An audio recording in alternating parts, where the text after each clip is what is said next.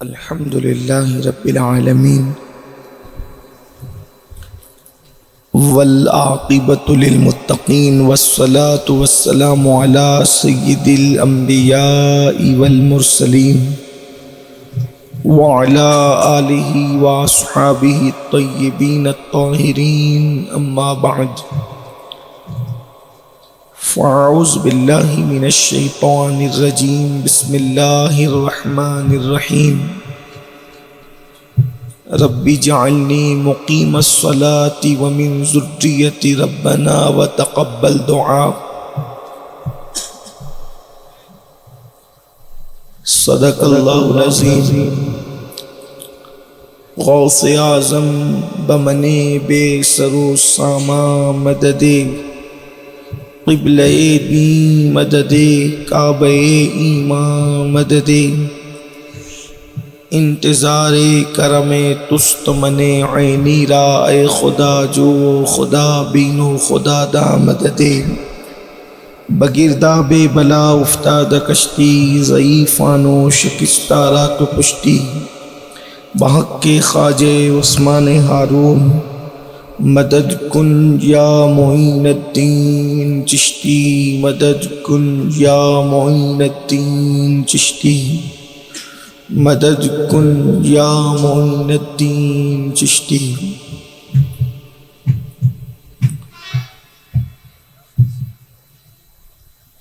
برادران معظم و رفقائے دعوت، عزت مآب پردہ نشین ماؤں اور بہنوں، السلام علیکم ورحمۃ اللہ وبرکاتہ۔ ہم اور آپ مل کر انتہائی ادب اور احترام کے ساتھ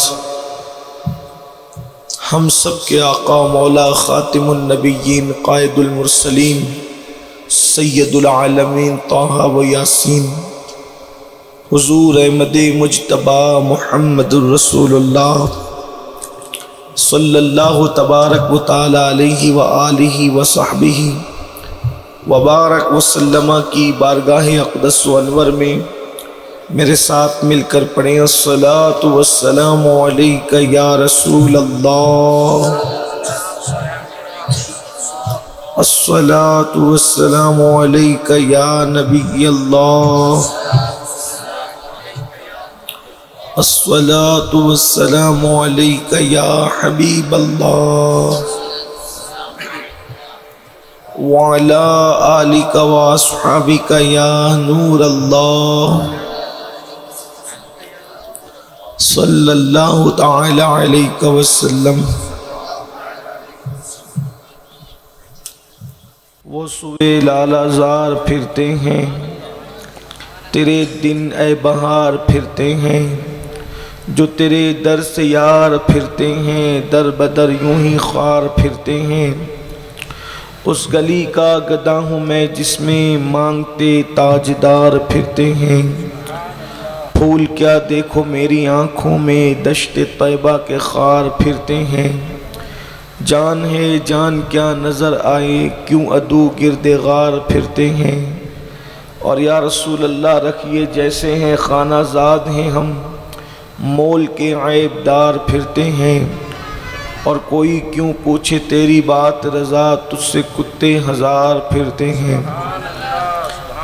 آج الحمدللہ سواد اعظم اہل سنت و جماعت کی عالمگیر تحریک سنی دعوت اسلامی کا شاخ حبلی کا یہ 25واں سالانہ سنی اجتماع، جس کا پہلا دن اب اختتام کی منزل پر ہے، میں اپنی جانب سے اور پوری تحریک کی جانب سے حبلی کے میرے تمام مخلص بھائیوں کو، تمام ذمہ داروں کو، یہاں کے جملہ ارکان شورا، جملہ کارکنان کو اور عوام کو بھی مبارکباد پیش کرتا ہوں۔ دعا کرتا ہوں کہ رب تبارک و تعالی 25 سالہ یہ سب کی خدمات کو قبول فرمائے۔ جو لوگوں نے جب بھی جہاں بھی جیسے بھی خدمت کی، اللہ تعالیٰ ان سب کو ان کی خدمات کا بہتر صلہ عطا فرمائے، اور آگے بھی یہ سلسلہ جاری و ساری رہے۔ میری عظیم ماؤں اور بہنوں، میں نے قرآن مقدس سے اس آیہ کریمہ کو تلاوت کیا ہے جو حضرت سیدنا ابراہیم علیہ السلام کی دعا ہے، اور اس کو قرآن نے حکایتاً بیان فرمایا ہے۔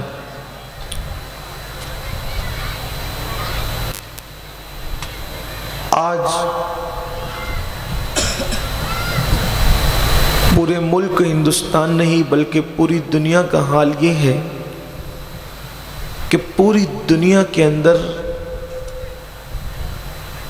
ماں باپ رو رہے ہیں۔ ماں باپ کے رونے کی وجہ یہ ہے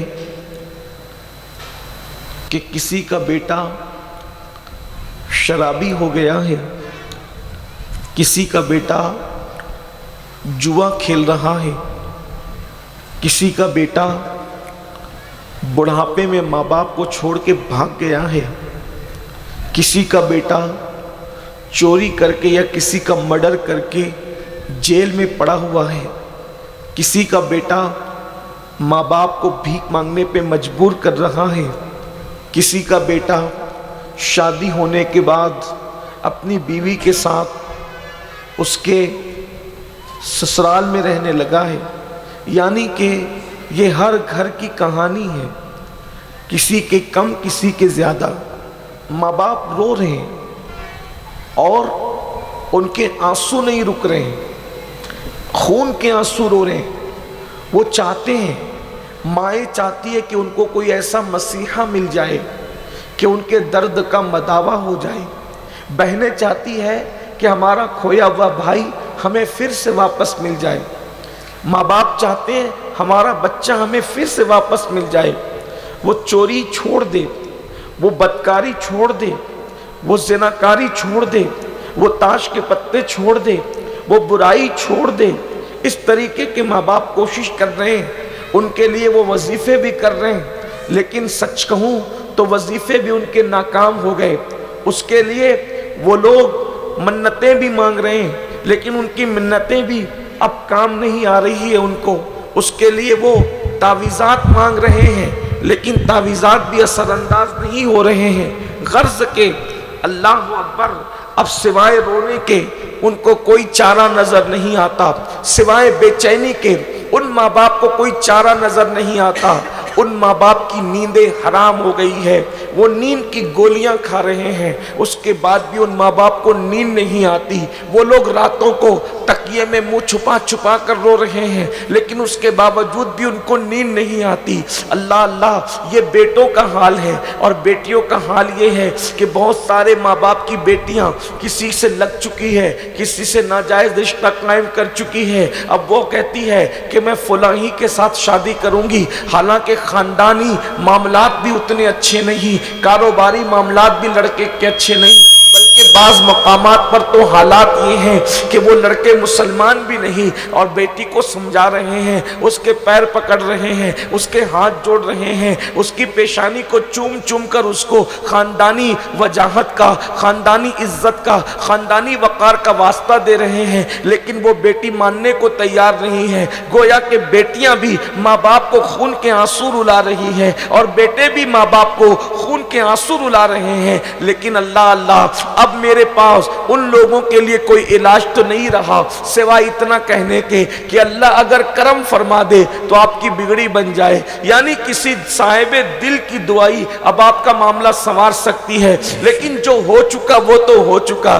یعنی جن کا کھیت چڑیا چگ چکی ان کی تو چگ چکی، لیکن اب یہ بات کہنے کا ان بہنوں کو مجھے ان کی توجہ چاہتا ہوں جن کی اولاد بڑی ہو گئی ہے، اولاد بڑی ہو کر کے بگڑ گئی ہے، اور ماں ماں باپ کو خون کے آنسو رلا رہی ہے، ان کے لیے تو صرف دعا کی جا سکتی ہے، میرے پاس اور کوئی عمل لا ہے، عمل اس کے لیے نہیں ہے۔ لیکن اب میری بہنوں کی، ان بہنوں کی میں توجہ چاہتا ہوں جن کی اولاد بڑی نہیں ہوئی ہے، جن کی اولاد جوان نہیں ہوئی ہے، جن کی اولاد بگڑی نہیں ہے، بلکہ ابھی ان کے بچے چھوٹے ہیں اور وہ مائیں اور بہنیں جوانی میں ہیں۔ اب میری ان بہنوں کی میں توجہ چاہتا ہوں، میری بہنوں کیا تم بھی یہی چاہتی ہو کہ جیسے بڑھاپے میں وہ بوڑھی عورتیں بگڑی ہوئی اولاد کے لیے رو رہی ہے، بگڑے ہوئے بیٹے اور بیٹی کے لیے رو رہی ہے، بڑھاپے میں جب تمہاری اولاد جوان ہو جائے تو اسی طرح تم بھی رو، اسی طرح تم بھی گڑ گڑاؤ، اسی طرح تم بھی خون کے آنسو رو۔ اگر میری جوان بہنوں تم یہ نہیں چاہتی کہ بڑی ہونے کے بعد تمہاری اولاد بھی تمہیں خون کے آنسو رلائے اور تمہیں تڑپائے، تمہیں چھوڑ کر کے چلی جائے، اگر تم یہ چاہتی ہو کہ تمہاری اولاد تمہارے ساتھ ایسا نہ کرے جیسا کہ آج کے بوڑھوں کے ساتھ ہو رہا ہے، تو میری بہنوں تمہیں آج ایک کام کرنا ہوگا اور بہت سنجیدگی سے پوری گفتگو سننی ہوگی۔ آپ کیا سوچتی ہیں اگر کسی کا بیٹا شرابی ہوا ہے تو کیا صرف اس شرابی کا قصور ہے؟ کسی کا بیٹا زنا اور بدکاری میں ڈوبا ہے تو کیا اس بدکار کا قصور ہے؟ کسی کا بیٹا چور اور ڈکیت ہو گیا ہے تو کیا اس میں جو ہے اس چور اور ڈاکو کا صرف قصور ہے؟ نہیں نہیں، ان کا قصور تو ہے اور ضرور ہے، لیکن اس سے زیادہ قصور ان ظالم ماں باپ کا ہے جنہوں نے اپنی جوانی میں جب ان کے بچے چھوٹے تھے تو اس وقت ان کی تربیت کی طرف دھیان نہیں دیا، اس وقت ان کی تربیت کی کوشش نہیں کی، اس وقت ان کو سنوارنے کی کوشش نہیں کی۔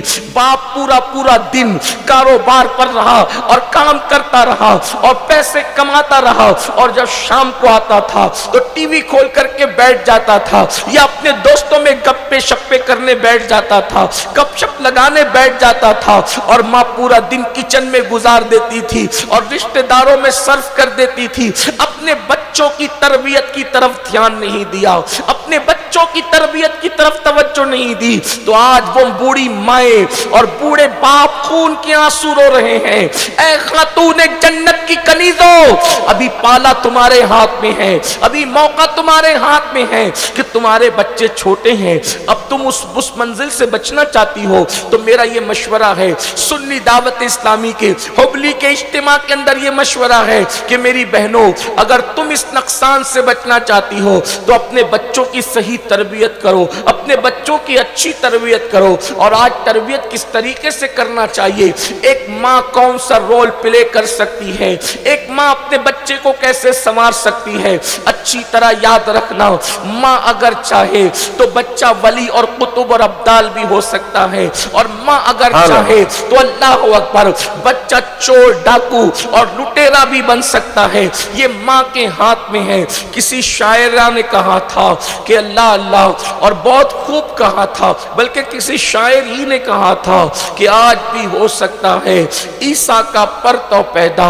آج بھی ہو سکتا ہے۔ اس نے عیسیٰ سا بیٹا کہا تھا، لیکن میں ذرا مسئلے کی نزاکت کو دیکھتے ہوئے تھوڑا ترمیم کے ساتھ کہوں، آج بھی ہو سکتا ہے عیسیٰ کا پرتو پیدا، آج بھی ہو سکتا ہے عیسیٰ کا پرتو پیدا، ماں کی گود ہی ملتی نہیں مریم کی طرح۔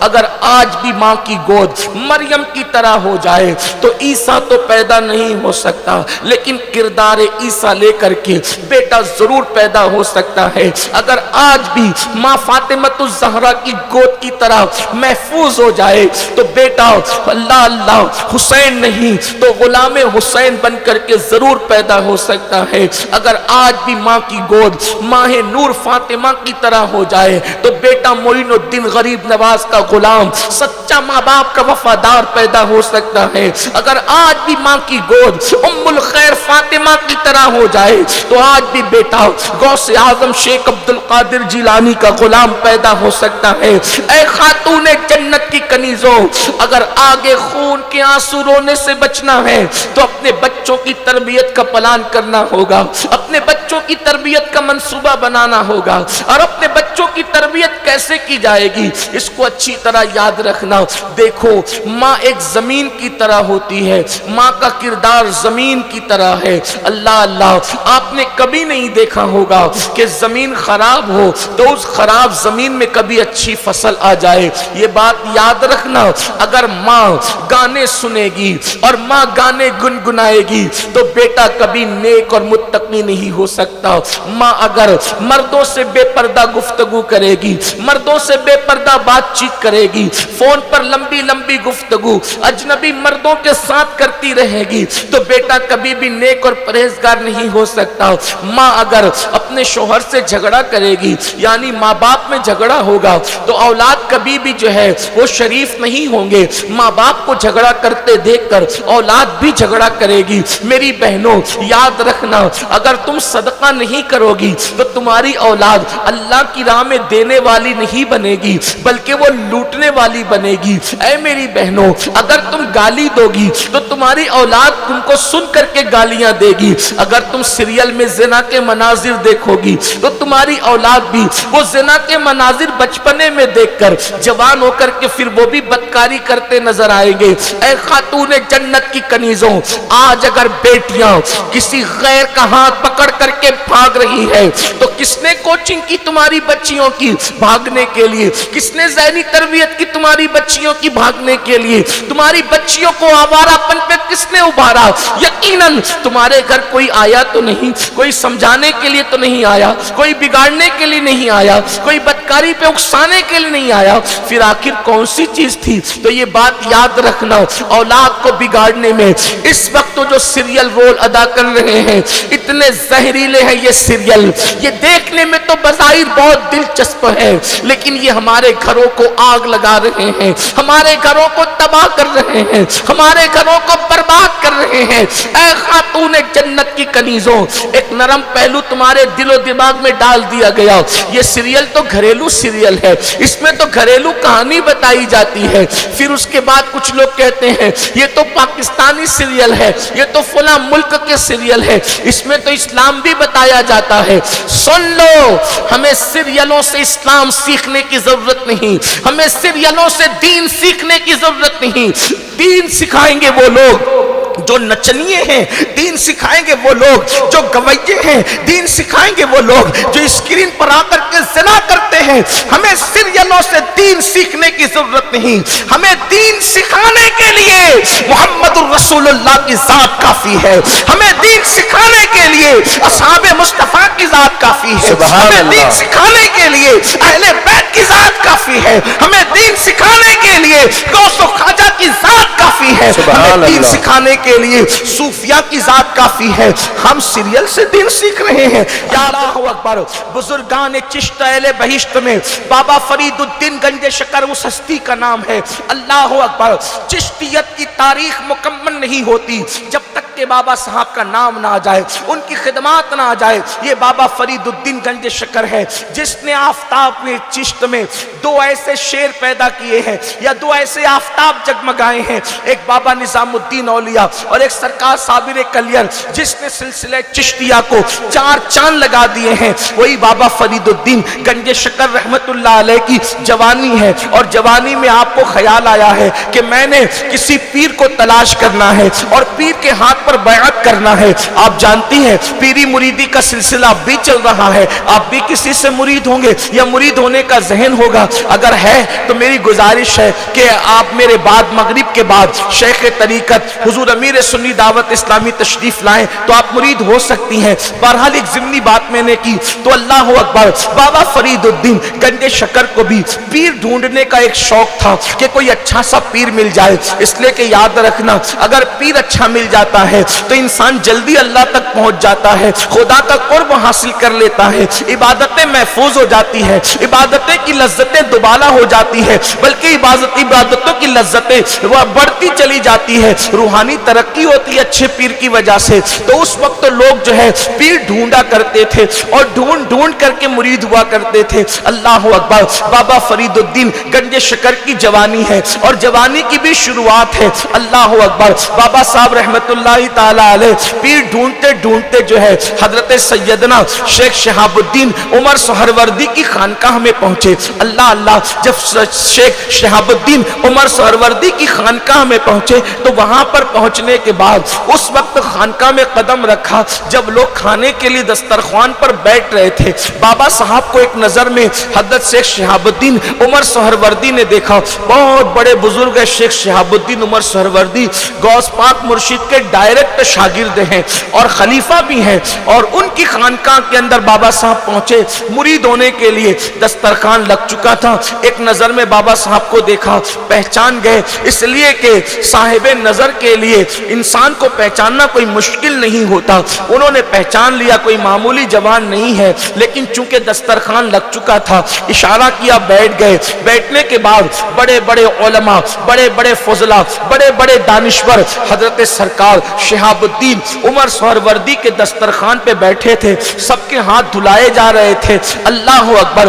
دسترخوان پہ ہاتھ دھلانے کا صوفیہ کے یہاں طریقہ یہ ہے کہ اللہ اکبر جو ہے وہ ہاتھ دھلائے جاتے ہیں احترام کے ساتھ، تعظیم کے ساتھ، تکریم کے ساتھ. اور چونکہ اجنبی تھے اس محفل میں حضرت سیدی بابا فرید الدین گنج شکر اور عمر میں سب سے کم تھے، تو ہوا یہ کہ جب آپ کو بٹھایا گیا تو شروعات آپ ہی سے کی گئی. بابا فرید سے شروعات کی گئی ہاتھ دھلانے کی. ادھر کنیز تھی، کنیز ہاتھ دھلانے کے لیے آئی تو بابا صاحب نے کنیز کے چہرے کی طرف نظر کی اور ہاتھ دھلنے لگے.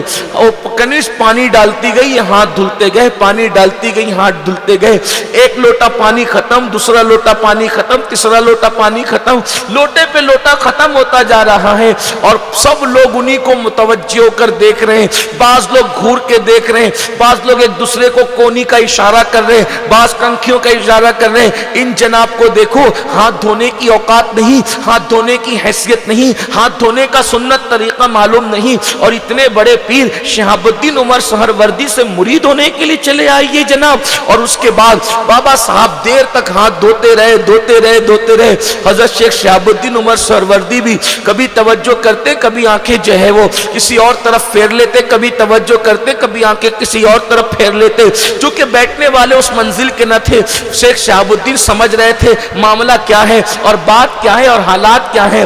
بہرحال سب نے پھر اپنی اپنی حیثیت کے مطابق ہاتھ دھوئے. کھانا شروع ہوا. کھانا شروع ہونے کے بعد جب کھانا ختم ہو گیا، اچھا حیرت کی بات یہ ہے کہ جب کھانے سے پہلے ہاتھ دھلے جاتے ہیں تو ہاتھ میں کچھ لگا تو نہیں ہوتا، تو آدمی جلدی ہاتھ دھو لیتا ہے. لیکن کھانے کے بعد جب ہاتھ دھلے جاتے ہیں تو آدمی تھوڑا دیر تک دھوتا ہے. اور اس کا الٹ ہو گیا، کھانے سے پہلے کہیں لوٹے گوا دیے اور کھانے کے بعد نارمل ہاتھ دھو لیا. لوگوں کو اس پر بھی حیرت ہوئی کہ پہلے ہاتھ میں کچھ نہ تھا، اتنا دھویا، اور جب ہاتھ میں جو ہے وہ کھانا کھانے کے بعد کچھ نہ کچھ لگ جاتا ہے تو بہت نارمل دھویا. تو حضرت شیخ شہاب الدین عمر سہروردی نے کہا، شہزادے فرید یہ بتاؤ کہ آپ نے اتنا پانی ضائع کر دیا ہاتھ دھونے کے اندر، آپ کو نہیں پتا ہاتھ دھوتے وقت اتنا پانی ضائع کرنا اسلام نے اسراف کہا ہے، اور اسراف اسلام میں جائز نہیں ہے، ناجائز ہے اسراف اسلام کے اندر. تو تم نے اسراف کیا بیٹے، اور آپ مرید ہونے آئے ہیں.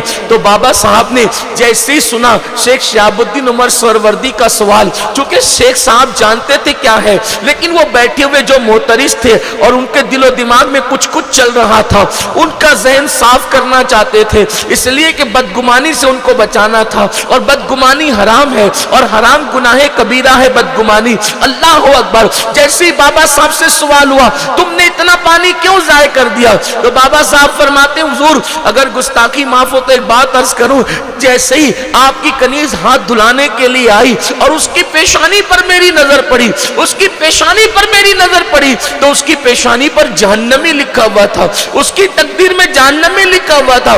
فرمایا حضرات میں ہاتھ نہیں دھو رہا تھا، اپنے ہاتھوں سے آپ کی اس کنیز کی تقدیر دھل رہا تھا. مجھے تو یہ احساس تھا کہ جو کنیز حضرت شہاب الدین عمر سہروردی کی خانقاہ میں اتنے بڑے بڑے بزرگوں کی خدمت کرتی ہے وہ جہنم میں کیسے جا سکتی ہے. تو میں ہاتھ میں اس کی تقدیر دھل رہا تھا. جب تک کہ تقدیر دھل نہ سکا اس وقت تک کہ ہاتھ دھلتا رہا, میں نے پانی ضائع نہیں کیا, بلکہ میں اس کی خدمت لیتا رہا اور اس کی خدمت کی بنیاد پر اس کی تقدیر کو صاف کرتا رہا. اللہ اکبر. اس وقت پتہ چلا لوگوں کو کہ آنے والا جاہل گوار نہیں ہے, بلکہ یہ تو وہ پڑھ رہا ہے جو ہم نہیں پڑھ سکتے, یہ تو وہ دیکھ رہا ہے جو ہم نہیں دیکھ سکتے.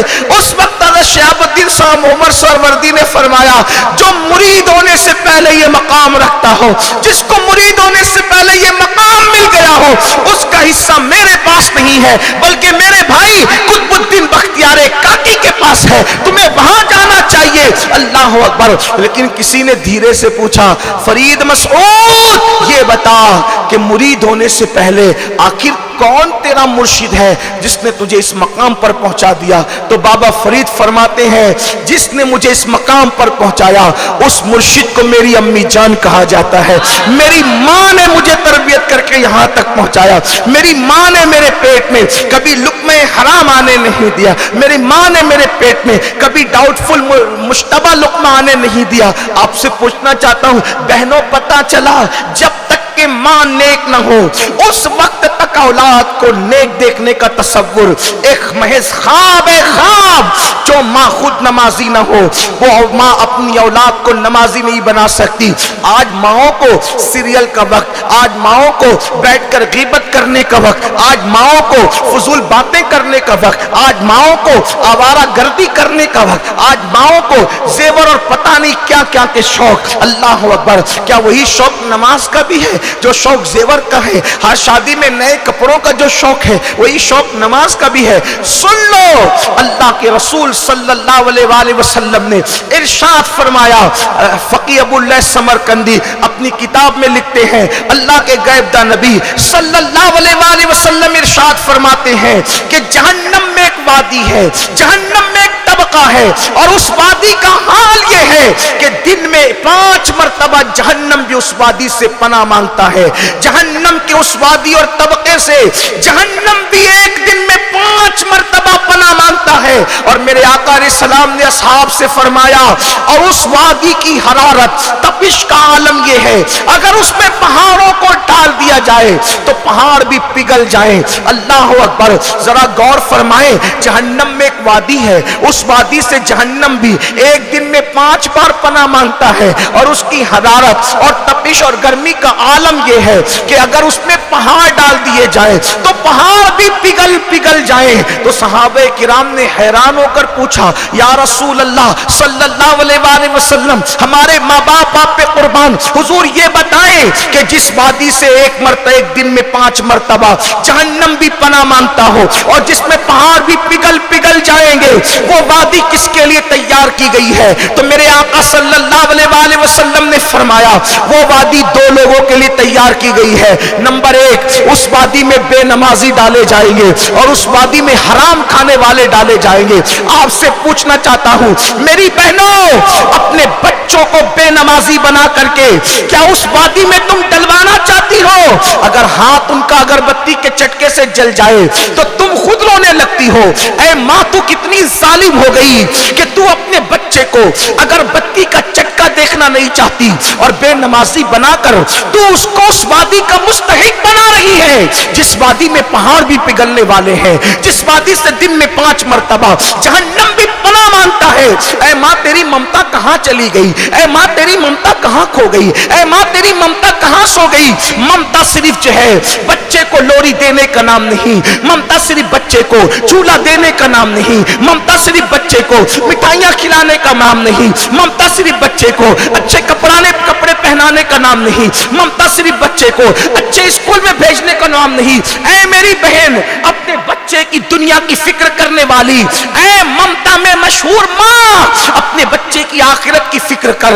یاد رکھ, اللہ نہ کرے, 1000 بار نہ کرے, اگر تو نے لوری نہ دی تو تیرے بچے کا وہ نقصان نہ ہوگا, اگر تو نے جھولے میں نہ سلایا تیرے بچے کا وہ نقصان نہ ہوگا. اے ماں, اللہ اکبر, اگر تو نے اپنے بچے کو اب اچھے اسکول میں نہیں پڑھایا تو بھی اتنا بڑا نقصان نہ ہوگا, مگر یاد رکھنا, اگر تو نے اپنے بچے بچے کو نمازی نہ بنایا, تو نے اپنے بچے کو دیندار نہ بنایا, تو نے اپنے بچے کے دل میں اللہ کی خشیت پیدا نہ کی, اللہ کا خوف پیدا نہ کیا, اپنے بچے کے دل میں رسول اللہ کی, ان کی اہل بیت کی, ان کے اصحاب کی سچی محبت پیدا نہ کی, تو نے اپنے بچے کو دین نہ سکھایا, تو یاد رکھنا تیرا بچہ جہنم کا ایندھن بنے گا.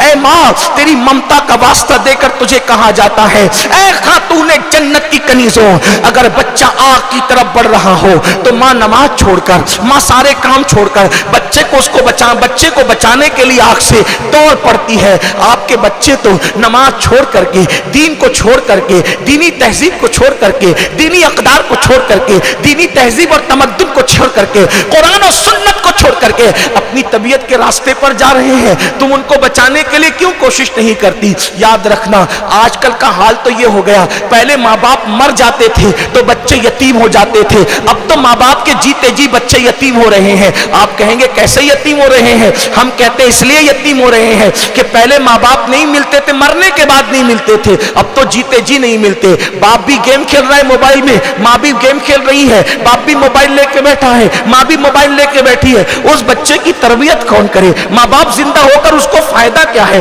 اگر روٹی کپڑا مکان کی بات ہے تو روٹی تو کتوں کو بھی مل جاتی ہے, کھانا تو جانوروں کو بھی مل جاتا ہے, صرف کھلانا پلانا اہم نہیں ہے. اور رہی بات, اللہ اکبر, یاد رکھنا بڑے سے بڑے اسکول پر کے حوالے اپنے بچوں کو کر کے بے فکر ہونے والوں, اسکولوں میں آج تعلیم مل رہی ہے, تربیت نہیں مل رہی ہے. تربیت کی ذمہ داری آپ کی ہے, اپنے بچوں کی صحیح تربیت کرو. اور یہ بھی بات آپ کو بتا دوں, اگر اسکول کے ٹیچر سن رہے ہو تو مجھے معاف کرے, وہ اسکول کے ٹیچر خود کھڑے ہو کر کے پیشاب کرتے ہیں, وہ آپ کے بچوں کی کیا تربیت کریں گے؟ سب ٹیچر ایسے نہیں ہوتے, لیکن آج حالات یہی ہے, ان کو خود دین نہیں پتا. بہت سارے اسکول کے ایسے ٹیچر ہیں جو جمعہ کی نماز نہیں پڑھتے, وہ آپ کے بچوں کی کیا تربیت کریں گے؟ تو یاد رکھنا, جملے تلخ ہیں مگر معاف کر دینا مجھے, یاد رکھیے اپنی اولاد کی تربیت کسی کے بھروسے مت کیجیے. اللہ کے رسول علیہ السلام فرماتے ہیں, کلکم راعٍ وکلکم مسئول عن رعیتہ, کہ تم میں کا ہر شخص ذمہ دار ہے اور ہر ذمہ دار سے اس کی ذمہ داری کے بارے میں پوچھا جائے گا. تمہاری اولاد کے بارے میں تم سے پوچھا جائے گا, اس ٹیچر سے نہیں پوچھا جائے گا. تمہاری اولاد کے بارے میں تم سے پوچھا جائے گا, مدرسے کے مولوی صاحب سے نہیں پوچھا جائے گا کہ تم نے کیوں تربیت نہیں کی. آج بچوں کے دلوں میں وہ خوف نہیں ہے اللہ کا جو ہونا چاہیے. اب یہ ہوگا کیسے؟ تو یاد رکھیے, پہلی چیز تو آپ کو خود نیک بننا ہے. نمبر 2, اسلامی نالج آپ کے پاس اتنا ہونا چاہیے کہ جب بچوں کو کھانے کے لیے آپ بٹھائیں تو کس طرح بچے کھانا کھائیں. سیدھے ہاتھ سے کھائیں, ہاتھ دھو کے کھائیں, بسم اللہ پڑھ کے کھائیں, اپنے آگے سے کھائیں. یہ ساری تربیت ماں نے کرنی ہے. حالانکہ تنہا ماں ذمہ دار نہیں ہے, باپ کی بھی ذمہ داری ہے, لیکن بات یہ ہے کہ آج کل باپ ٹائم نہیں دے رہے ہیں اور باپ لوگ یہاں موجود بھی نہیں ہے. اس لیے میں آپ سے مخاطب ہوں, میری بہنوں, اپنے بچوں کی تربیت خود کرو. اس کے بعد کھاتے وقت ان کو بٹھا کر کے کھانے کے آداب. اب آپ کہیں گے میں یہ کہاں سے سیکھوں؟ آج تو اتنا آسان ہو گیا ہے ماشاءاللہ, علماء اہل سنت کے ایک سے ایک بیانات انٹرنیٹ پر موجود ہے. لازم کر لو, 1 گھنٹے کا بیان روزانہ میں نے سننا ہے. جس بھی خطیب کو آپ پسند کرتی ہو علماء اہل سنت میں سے 1 گھنٹے کا اس کا بیان آپ سنو, اور پھر اپنے بچوں کو وہ واقعات سناؤ. سوتے وقت طوطا مینا چڑیا کوے کی کہانی سنانے کی بجائے رسول اللہ کے معجزات سناؤ, رسول اللہ کے غزوات سناؤ, رسول اللہ کے اصحاب کی قربانیاں سناؤ, رسول اللہ کے اہل بیت کی قربانیاں سناؤ, کربلا کی داستان سناؤ, غوث پاک کے واقعات سناؤ, غریب نواز کے واقعات سناؤ, سید سالار مسعود غازی کے واقعات سناؤ, محبوب الہی کے واقعات سناؤ, یہ بزرگوں کے واقعات سناؤ. دیکھو بچے جو ہے وہ اسکول میں پڑھیں گے بھول جائیں گے, مدرسے میں پڑھیں گے بھول جائیں گے, لیکن ماں سے جو وہ پڑھتے ہیں, ماں کی گود بچے کا پہلا مکتب ہے, پہلی درسگاہ ہے, پہلا مدرسہ ہے. اپنے بچوں کو سکھائیے, انشاءاللہ آپ کے بچوں کے دل و دماغ کے اندر وہ بات بیٹھے گی. دیکھیے بچے کیسے سیکھتے, ایک بات آپ کو بتاؤں, دلائل الخیرات شریف بہت مشہور کتاب ہے. اکثر اولیاء اللہ اس کو اپنے وظیفے میں ورد میں رکھتے ہیں, کوئی پوری پڑھتا ہے, کوئی کم سے کم ایک حزب پڑھتا ہے, اور بہت پر اثر یہ کتاب ہے, بڑی تاثیر. آپ کسی بھی عاشق رسول کی زندگی میں دیکھیں گے تو آپ کو دلائل الخیرات شریف تھوڑی یا زیادہ نظر آئے گی. بہت مبارک کتاب ہے اور یہ مقبول ہے ہے بارگاہ رسالت میں علامہ سید سلیمان جزولی رحمت اللہ علیہ، ان کے وصال کے بعد برسوں گزرنے کے بعد ان کی قبر کھلی تو حالت یہ تھی ان کا کفن بھی میلا نہیں ہوا تھا، اور وصال سے پہلے انہوں نے جو خط بنایا تھا وہ خط بھی جیسا کہ ویسا ہی تھا، کسی نے انگلی لگائی تو انگلی لگانے پہ جیسے زندوں کا خون ہٹ جاتا ہے پھر واپس لوٹ آتا ہے اسی طریقے سے ہوا۔ یہ وہ بزرگ ہیں، وہ دلائل الخیرات کے مقدمے میں فرماتے ہیں کہ ایک چھوٹی سی بچی کی وجہ سے میں نے یہ کتاب لکھی، اور اس بچی کی عمر بمشکل تمام 5-6 سال رہی ہوگی، ایک چھوٹی سی بچی جو ہے وہ محرک بنی، یعنی سبب بنی کہ میں دلائل الخیرات لکھوں۔ اور ان سے پوچھا گیا ایک 5-6 سال کی بچی کیسے ذریعہ بن گئی، کیسے سبب بن گئی؟ تو کہا کہ ہم سفر میں تھے، حالدے کو بچوں کو سنانے کا، اچھے واقعات سنانے کا صلہ، اچھے واقعات بتانے کا جو ہے وہ انعام، اور اچھے واقعات بتانے کے اثرات کیا ہیں۔ آج ہمارے بچے نہ رسول اللہ کو جانتے ہیں، نہ صحابہ کو جانتے ہیں، نہ اہل بیت کو جانتے ہیں، نہ غوث و خواجہ کو جانتے ہیں، نہ پیر ولیوں کو جانتے ہیں، کسی کو نہیں جانتے۔ آج کل ان کے لیے سب کچھ موبائل ہو گیا ہے، موبائل موبائل موبائل۔ ہم نے بس اپنے بچوں کے ہاتھ میں موبائل تھما کر کے سمجھا کہ ہم نے ماں باپ بننے کی ذمہ داری پوری کر دی۔ میں یہ بھی نہیں کہتا کہ بچوں کو موبائل بالکل نہ دو، لیکن ایک محدود لمحے کے لیے دو، بچوں کو اس کے نشے میں ڈوبنے مت دو۔ میری بہنوں، تو عرض یہ کر رہا تھا کہ حضرت سید سلیمان جزولی فرماتے ہیں کہ ہم لوگ سفر میں تھے، عصر کی نماز کا وقت بالکل تنگ ہو چکا تھا، مکروہ وقت آنے والا تھا، نماز کے لیے بے چین تھے کہ کہیں پانی کا انتظام ہو جائے، پانی نہیں مل رہا تھا۔ ایک کنواں نظر آیا اور کنویں کے اندر پانی نیچے کی طرف تھا، لیکن ہمارے پاس سفر میں ہونے کی وجہ سے ڈول وغیرہ کچھ بھی نہیں تھا۔ ایسی حالت کے اندر ہم نے سوچا اب کیا کریں گے، نہ ڈول ہے نہ کوئی سامان ہے جس سے پانی نکالیں۔ اتنے میں چھوٹی سی ننھی سی بچی 5 سال کی بچی آئی اور اس نے پوچھا چچا جان آپ پریشان لگتے ہیں چہرے سے، چچا جان آپ چہرے سے پریشان لگتے ہیں۔ ہم نے کہا بچی ہاں ہم پریشان ضرور ہیں، لیکن پریشانی اتنی ہے عصر کا وقت کہیں مکروہ نہ آ جائے، چلا نہ جائے عصر کا ٹائم، اور ہمارے پاس پانی نکالنے کے لیے کوئی سامان نہیں ہے۔ بچی نے کہا میرے پاس بھی کوئی سامان نہیں ہے، لیکن میں آپ کی مدد کر سکتی ہوں۔ اور بچی نے منہ میں کچھ پڑھا اور پڑھنے کے بعد کنویں میں تھوک دیا۔ جیسے ہی بچی نے کنویں میں تھوکا تو جو نیچے کا پانی تھا وہ اوپر آ گیا۔ جب پانی اوپر آ گیا ہم نے جلدی سے آسانی کے ساتھ وضو کیا، جو برتن ہمارے پاس تھے ان سے ہم نے پانی نکالا، اس لیے کہ نیچے کی طرف تو ہم برتن ڈال نہیں سکتے تھے، لیکن جو برتن ہمارے پاس سامان تھے اس سے پانی نکالا، وضو کیا۔ بچی سے کہا کہ بیٹی تم نے یہاں سے جانا نہیں، کچھ رکنا، نماز عصر ادا کی۔ کہا بیٹی تم تو بڑی ولیہ ہو، تم تو بڑی پارسا ہو، تم نے کیا تھوک دیا، تمہارے تھوک کی برکت سے نیچے کا پانی اوپر آ گیا۔ لڑکی نے مسکرا کے کہا چچا جان کوئی ولیہ کوئی پارسائی کی بات نہیں، بس بات اتنی ہے جب میں سونے لگتی ہوں تو میری امی مجھے رسول اللہ کے واقعات سناتی ہے، تو میری ممی نے مجھے یہ بھی بتایا کہ رسول اللہ جب سوکھے کنویں میں اپنا لعاب ڈال دیتے تھے تو سوکھے کنویں پانی سے لبالب بھر جاتے تھے، خالی کنویں میں پانی لعاب ڈال دیتے تھے تو خالی کنویں میٹھے ہو جاتے تھے۔ چچا جان میں نے سوچا کہ آپ کی یہ مشکل ہے، تو چونکہ ہم لوگ تو نبی ولی نہیں ہے تو میں نے سوچا چلو جو نبی کے لعاب سے سوکھے کنویں میں پانی آ جاتا تھا اسی نبی پر درود پڑھ دوں، اور میں نے اپنے آقا پر ایک مرتبہ درود پڑھا اور سوچا جس کے لعاب سے پانی آ جاتا ہے اس کے نام کی برکت سے بھی آ جائے گا انشاءاللہ، اور میں نے درود پڑھ کے جس منہ سے درود پڑھا تھا اسی کا لعاب کنویں میں ڈال دیا، جس کا نتیجہ آپ نے دیکھا۔ فرماتے اس لڑکے کے اس واقعے نے مجھے اتنا متاثر کیا کہ میں نے سوچا کہ اب میں درود پہ ضرور کتاب لکھوں گا، اور اس ایک ننھی سی بچی کے ایک درود کی وجہ سے توجہ چاہتا ہوں، اس ننھی سی بچی کے ایک درود کی وجہ سے پوری دنیا دلائل الخیرات کی پابند ہوتی نظر آ رہی ہے،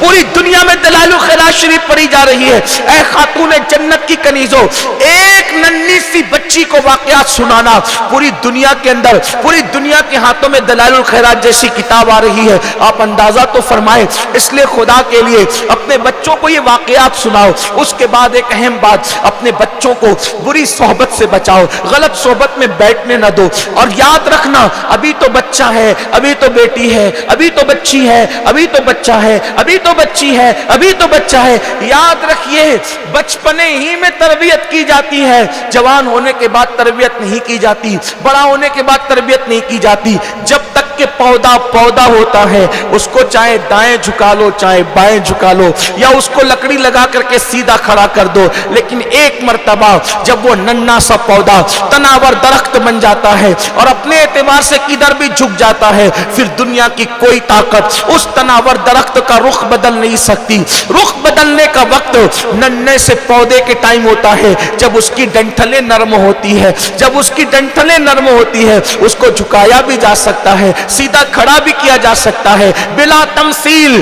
بچوں کی تربیت کا عمر 10 اور 12 سال کے بعد شروع نہیں ہوتا، بچوں اور بچیوں کی ذہن سازی کا وقت جو ہے وہ 10-12 سال کے بعد شروع نہیں ہوتا، بلکہ بچپنے میں اپنی گود ہی سے اپنے بچوں کی تربیت کرو۔ بلکہ خاص بات یہ بھی کہہ دوں، اپنے بچوں کو دودھ پینے کے ایام میں، یعنی پیدا ہونے سے لے کر 2 سال تک کی جو عمر ہے ان ایام میں گائے بھینس کا دودھ نہ پلاؤ، اپنے بچوں کو جانور کا دودھ نہ پلاؤ بلا وجہ۔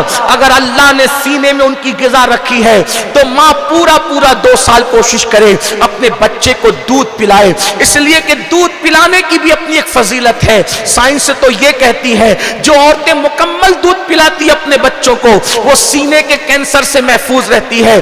آج عورتیں سینے کے کینسر میں مبتلا ہیں اور وجہ اس کی ایک یہ بھی ہے، بہت ساری وجوہات میں سے دودھ نہیں پلا رہی ہے، کیونکہ دودھ پلائے گی تو اس بچے کو بازار میں بھی ساتھ لے جانا پڑے گا، شادیوں میں بھی ساتھ لے جانا پڑے گا، اور یہاں بھی آج تو کل عورتیں ماں بننے کی شوقین تھی اور آج عورتیں ماں بننے کے بعد بھی سوچتی ہے کہ بچہ مجھے امی کہے گا تو لوگ مجھے جو بڑی عمر کی سمجھیں گے، یعنی ماں بننے کے بعد بھی میں 18 سال کی معلوم ہونا چاہیے۔ یاد رکھو یہ ظلم ہے۔ اے خاتون جنت کی کنیزو، اللہ کے غیب دا نبی صلی اللہ علیہ وآلہ وسلم فرماتے ہیں جب کوئی ماں اپنے بچے کو دودھ پلاتی ہے تو ہر گھونٹ کے بدلے میں اللہ اس کو ایک نئی جان کو نئی زندگی دینے کا ثواب عطا فرماتا ہے، ایک جان کو نئی زندگی دینے کا ثواب عطا فرماتا ہے۔ اور جب عورت اپنے بچے کو دودھ پلا کر دودھ مکمل کرتی ہے تو فرشتہ آ کر اس کی پیٹھ ٹھوک کر کے کہتا ہے جا اب نئے اعمال شروع کر، کیونکہ اللہ نے تجھے گناہ سے ایسے پاک کر دیا جیسے تو ابھی اپنی ماں کے پیٹ سے پیدا ہوئی ہے۔ اللہ اکبر۔ اس لیے بچوں کو اس کا دودھ نہ پینے دو۔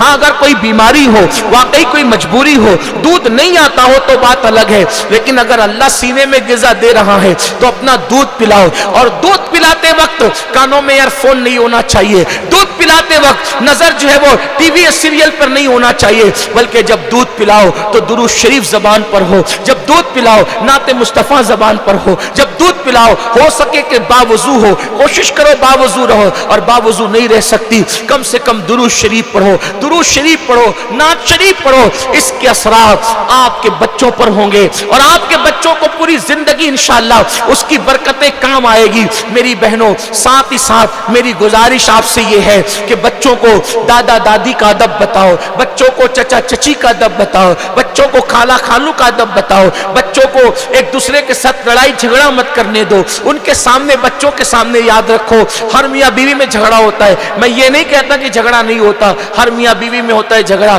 یہ گھر کی کہانی ہے، ہر گھر کی کہانی ہے، لیکن اپنے بچوں کے سامنے نہ لڑو، کیونکہ جب بچوں کے سامنے ماں باپ لڑتے ہیں تو بچے جو ہے وہ احساس کمتری کا شکار ہو جاتے ہیں، بچے مایوس ہو جاتے ہیں، بچے ڈپریشن میں چلے جاتے ہیں۔ صبر کرو، شکوے نہ کرو، تم شکوے کرو گی بچے اور بچیاں بھی شکوے سیکھیں گے۔ شکر کا ذوق پیدا کرو، شکر کا شوق پیدا کرو۔ جانتی ہے میری بہنوں یہ اولیاء اللہ اتنے نیک تھے، آج آ کر بات وہیں آتی ہے، سب سے بڑا مرشد کا رول اگر کسی نے ادا کیا ہے تو وہ ماں ہے۔ جانتی ہے میری بہنوں آپ آج بچے چھوٹی چھوٹی چیز پہ شکوے کرتے ہیں، لڑائیاں کرتے ہیں، جھگڑے کرتے ہیں، گالی گلوچ کرتے ہیں، لیکن حضرت محبوب الہی فرماتے ہیں فاقے کرنے کی لذت تو مجھے میری ماں نے سکھایا۔ فاقہ کسے کہتے ہیں؟ بھوکے رہنا، بھوکے رہنا۔ فرماتے ہیں ہمارے گھر میں 3 دن کا فاقہ ہوتا لیکن کبھی شکایت نہیں ہوتی۔ کیوں شکایت نہیں ہوتی؟ کہ جب ہمارے گھر میں فاقہ کشی ہوتی تو ماں یہ نہیں کہتی کہ آج فاقہ ہے، ماں یہ نہیں کہتی کہ آج فاقہ ہے، بلکہ جب فاقہ کشی کی نوبت آتی تو ماں کہتی بیٹا آج ہم اللہ کے مہمان ہیں، آج ہم اللہ کے مہمان ہیں۔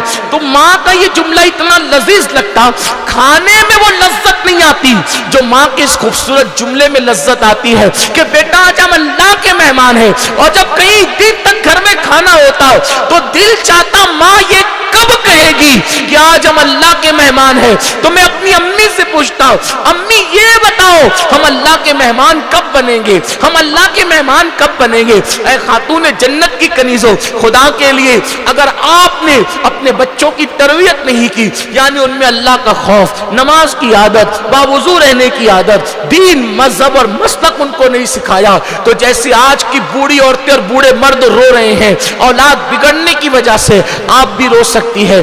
کہنے والوں نے کہا, ایک عبرت کی بات لکھی کہ ایک نوجوان کو چوری کی وجہ سے اتنی چوری کی کہ چوری کرتے کرتے وہ بڑا چور اور ڈاکو بن گیا. تو حکومت نے سزا سنائی, اس کو پھانسی دے دی جائے.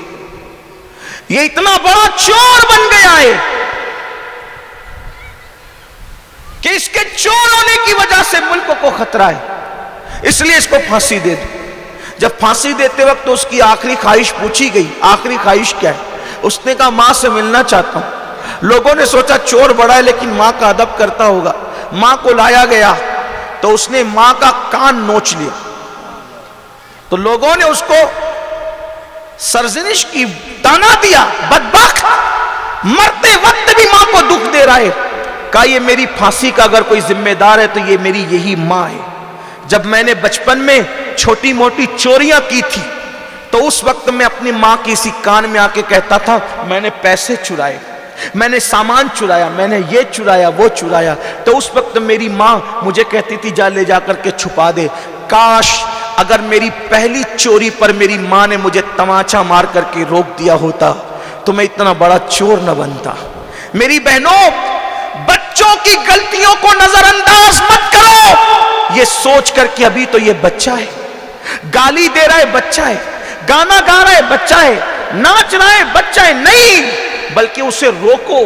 اور یہ بھی بات آپ کو بتا دوں, اپنے بچوں کو بد دعا مت دو, اپنے بچوں کو بات بات پہ ڈانٹو مت, اپنے بچوں کو مارو مت. نہ ان کو مارنے کی عادت ڈالو, نہ ان کو ڈانٹنے کی عادت ڈالو, نہ ان کو بد دعا دو. یاد رکھنا بد دعا تو کبھی مت دینا, کبھی مت دینا, کبھی مت دینا. اس لیے کہ ماں باپ کی دعا بھی فوراً قبول ہے اور ماں باپ کی بد دعا بھی فوراً قبول ہے. میری بہنوں, تم اپنی اولاد کو غصے میں کہتی ہو مر جا اور تباہ ہو جا اور برباد ہو جا. یاد رکھنا ماں نے کہا تو یہ جملہ کبھی نہ کبھی ضرور اثر کرے گا. ایک بہت بڑے مفسر قرآن ہے علامہ زمخشری, آخری عمر میں بہت بڑے عالم تھے, محدث تھے, مفسر تھے. آخری عمر میں زمخشری کا پیر ٹوٹ گیا تھا. یہ بات سن لو, بچوں کو دعا دو, غصے میں بھی دعا دو, نافرمانی پر بھی دعا دو, نافرمانی پر بھی دعا دو, بد دعا کبھی مت دو. علامہ زمخشری کا آخری عمر میں پیر ٹوٹ گیا تھا. زمخشری سے کسی نے پوچھا علامہ یہ بتائیں اتنے نیک پرہیزگار متقی ہو, اخیر عمر میں آپ کا پیر ٹوٹ گیا. فرماتے ہیں ماں کی بد دعا کے نتیجے میں, یہ میری ماں کی بد دعا کا اثر ہے. لوگوں نے پوچھا آپ جیسا عالم, آپ جیسا محدث, آپ جیسا مفسر, ماں کی بد دعا کیسے لے لی آپ نے, اور آپ کی ماں نے آپ کو بد دعا کیسے دے دی؟ تو زمخشری کہتے ہیں بد دعا کے پیچھے واقعہ اور بیک گراؤنڈ پس منظر یہ ہے کہ ایک مرتبہ میں چھوٹی سی چڑیا لایا. آج کل تو بچے موبائل سے کھیلتے ہیں, پتہ نہیں کیا کیا سے کھیلتے ہیں, لیکن اس وقت کے بچے چڑیا اور پرندے لے کر کے آتے تھے, اس سے کھیلتے تھے. تو علامہ زمخشری کہتے ہیں کہ میں چھوٹی سی چڑیا لایا, اس کے پیر میں نے ڈورا باندھ دیا اور ڈورا باندھ کر کے میں چڑیا کو چھوڑ دیتا, وہ اڑتی, پھر میں ڈورا پکڑ کے کھینچ لیتا, پھر چڑیا میرے پاس آتی, پھر چھوڑ دیتا, پھر ڈورا پکڑ کے کھینچ لیتا, چڑیا میرے پاس آتی. اتفاق سے ایسا ہوا کہ اب کی بار میں نے جو چڑیا کو چھوڑا تو چڑیا گھونسلے میں جا کر کے بیٹھ گئی, اور بیٹھ گئی تو اس نے اپنے پیروں کے پنجوں سے گھونسلے کی لکڑیوں کو پکڑ لیا. میں کھینچتا رہا حتیٰ کہ میں نے زور سے کھینچا. جب ڈورا آیا تو ڈورے میں چڑیا کا کٹا ہوا پیر آ گیا, اس کا پیر ٹوٹ گیا اور پیر آ گیا. میری ماں نے دیکھا اور غصے میں کہا کہ تو نے چڑیا کا پیر توڑا, جا اللہ تیرا پیر توڑے. تو کہا زندگی میں تو یہ پیر کبھی نہیں ٹوٹا, لیکن ماں کی بد دعا کا اثر آخری عمر میں آیا کہ میرا پیر ٹوٹ گیا. اس لیے میری بہنوں اپنے بچوں بچوں کو کبھی بد دعا نہ دو، بچیوں کو کبھی بد دعا نہ دو، ہلاک ہو جائے، برباد ہو جائے، بدبخت، یہ سب نہیں، بلکہ ان کے لیے ہمیشہ دعا کرو۔ آپ کا ایک جملہ اس کو تباہ بھی کر سکتا ہے، اور آپ کی ایک دعا اس کو ترقی کی منازل پر بھی لے جا سکتی ہے۔ اور اپنے بچوں کی مزید کیسے تربیت کرنا چاہیے، SDI چینل پر حضور امیر سنی دعوت اسلامی کے بیانات ہیں، اس کو دیکھ لیں۔ حضور مفکر اسلام کے بیانات ہیں، اس کو دیکھ لیں۔ اور بھی علماء کے بیانات ہیں، آپ اس کو دیکھیں کہ بچوں کی تربیت کیسے کی جائے۔ اس پر رسائل بھی موجود ہیں اور کتابیں بھی موجود ہیں، اور اپنے بچوں کی صالح تربیت کرو۔ اور سب تربیت کرنے کے بعد ایک خاص بات میں آپ کو بتا دوں، سب تربیت کرنے کے بعد بھی بچے نہیں سدھرتے جب تک کہ ان کے پیچھے دعا نہ ہو۔ یاد رکھیں، سب تربیت کر کے بھی اللہ سے کہو مولا جو کوشش میں نے کرنی تھی کر لی، اب اس کو سدھارنا تیرے کرم پر ہے، اگر تو سدھار دے گا تو یہ سدھر جائے گا۔ مجھے ایک بہت پیاری بات آخری میں یہاں پر یاد آ گئی، آپ کو بتاؤں۔ ایک بہت بڑے بزرگ ہیں، بہت بڑے بزرگ ہیں کہ ان کی ولایت کے ڈنکے پوری دنیا میں بجتے ہیں۔ وہ فرماتے ہیں کہ میرا بچہ، اس کا دماغ ہی نہیں چلتا تھا پڑھنے میں، میرے بیٹے کا دماغ ہی نہیں چلتا تھا پڑھنے میں، خوب ڈانٹتا تھا، خوب بولتا تھا، خوب تربیت کرتا تھا، نہیں چلتا تھا۔ ایک دن میں نے اللہ سے کہا اللہ اس کو میں نہیں سدھار سکا مولا، تربیت نہ کر سکا، میں ناکام ہو گیا، اس کو تو سدھار دے۔ تو فرمایا جیسے صبح ہوئی تو مجھ سے زیادہ کتابوں کا شوق اللہ نے اس کے دل میں سبحان اللہ، تو اس سبحان لیے اللہ۔ یاد رکھیں، سب کچھ کر کے بھی اپنی تربیت پہ نتیجہ، اپنی تربیت پہ غرور اور گھمنڈ نہ کرنا، اللہ رسول کو سونپو، اس لیے کہ جس کو اللہ سدھار دے اس کو کوئی بگاڑ نہیں سکتا۔ بے شک، من بے شک۔ یہدہ اللہ فلا مضل لہ ومن یضللہ فلا ہادی لہ، جس کو اللہ ہدایت دے اس کو کوئی گمراہ نہیں کر سکتا، اور جس کو اللہ گمراہ کر دے اس کو کوئی ہدایت نہیں دے سکتا۔ یاد رکھنا، کیا نوح علیہ السلام نے اپنے بیٹے پہ کم محنت کی تھی؟ لیکن اللہ کے فیصلے، اللہ کے فیصلے ہیں۔ اس وجہ سے میری بہنوں دعاؤں کا خاص اہتمام کرو، اور یاد رکھنا دعا کا سب سے بہترین وقت دو وقت ہے، یا تو فجر سے پہلے کا تہجد کا وقت، یا تو مغرب سے پہلے کے غروب آفتاب کا وقت۔ سبحان ان دو اللہ۔ اوقات میں دعائیں قبول ہی قبول ہوتی ہے۔ ویسے ماں باپ جب دعا کرتے ہیں اللہ قبول فرماتا ہے۔ اللہ پاک سے دعا ہے اللہ میری اولادوں کو بھی قیامت تک اور آپ کی نسلوں کو بھی نیک بنائے۔ آمین۔ ربنا حب لنا من ازواجنا وذریاتنا قرۃ اعین واجعلنا للمتقین اماما۔ آمین۔ ربی اجعلنی مقیم الصلاۃ ومن ذریتی ربنا وتقبل دعا۔ آمین۔ ربنا اغفر لی ولوالدی وللمؤمنین یوم یقوم الحساب۔ آمین۔ رب هب لي من الصالحین، رب هب لي من لدنک ذریۃ طیبہ۔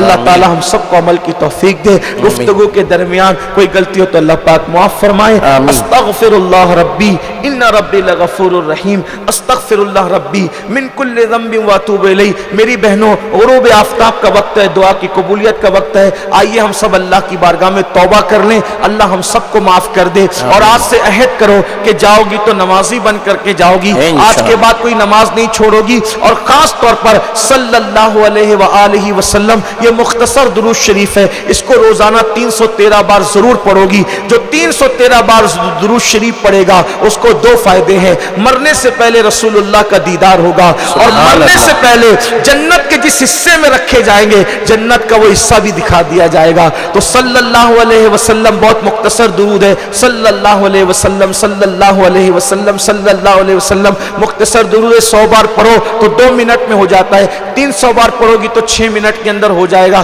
6 منٹ کا وقت نکالو، بچوں کو بھی درود شریف کی عادت ڈالو، اللہ تعالیٰ سب کو توفیق دے۔ آئیے سچی توبہ کر لیں کہ آج کے بعد نماز ترک نہیں کریں گے، آج کے بعد گناہ کی طرف نہیں جائیں گے، آج کی بعد بے پردگی کی طرف نہیں جائیں گے۔ غروب آفتاب کا قبولیت کا وقت ہے، صوفیہ فرماتے ہیں عصر اور مغرب کے درمیان کا وقت تو صوفیوں کے لیے عید کی طرح ہوتا ہے، اور تہجد کا وقت تو صوفیہ کے لیے شب قدر کی طرح ہوتا ہے۔ تو آئیے اس مبارک وقت کا فائدہ اٹھاتے میرے ساتھ مل کے ہم سب اللہ کی بارگاہ میں توبہ کر لیں۔ استغفر اللہ، استغفر اللہ، استغفر